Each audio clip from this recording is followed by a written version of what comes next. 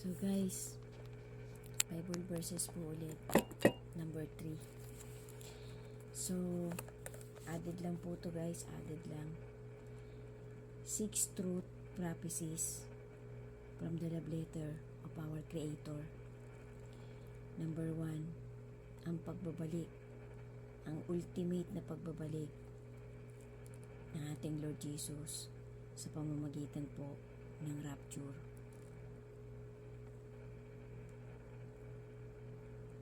2 Thessalonians 4 verse 16 to 17. Sa pagbabalik po ng ating Lord Jesus guys, bago po dumating yung event na yun, magkakaroon po ng napakalakas na lindol. Yan po ang isa sa prophecies na talagang inaabangan po ng humanity. Number 2, pag-angat ng Antichrist. So, Revelation 13 verse 16, Revelation 13 verse 18. Yan po yung pinakamatinding deception na gagawin ng Antichrist. Tsaka po yung mangyayari sa humanity na mas mamahalin nila ang kanilang sarili. Number 3, ang pagkakaroon ng Great Tribulation.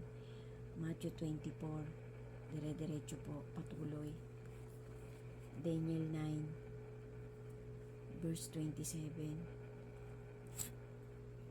So guys, yan po yung mangyayaring climax ng Great Tribulation. Isa po yan sa pinakamatinding prophecies na nakasulat sa love letter ng ating Creator.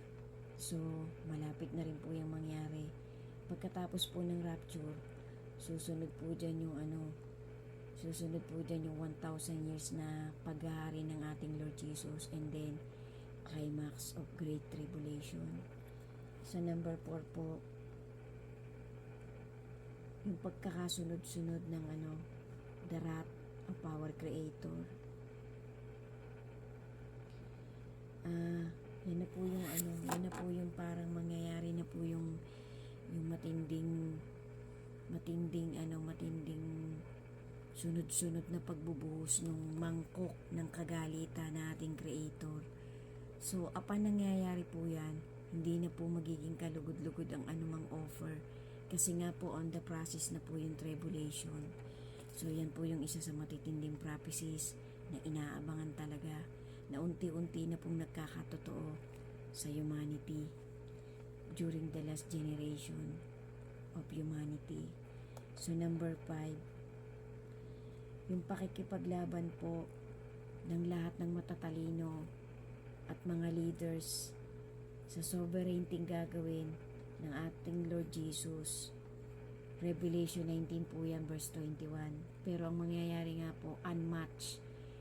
Parang magkakampi-kampi po yung maraming matatalino at malalakas na leaders ng mundong ito. Pero unmatched po yan. Yan po yung mangyayari sa paghahari ng ating Lord Jesus ng 1,000 years.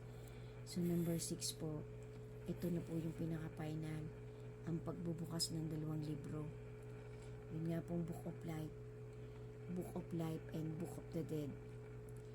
So yan na po yung paglalaban ng Armageddon. Tapos after that po, yun na po yung bubuksan na yung 2 aklat. So yan po yung 2 kaabang-abang na truth prophecies ng love letter na nakasulat sa love letter ng ating Panginoon. So guys, sana po pagnilayan po natin yan.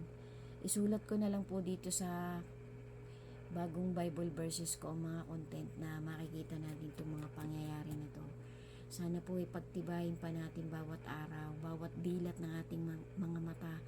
Pagtibayin po natin ang kapit natin, ang faith natin sa ating Creator, kasi yan po talaga yung weapon natin sa mga nakaabang na pagkakasunod-sunod.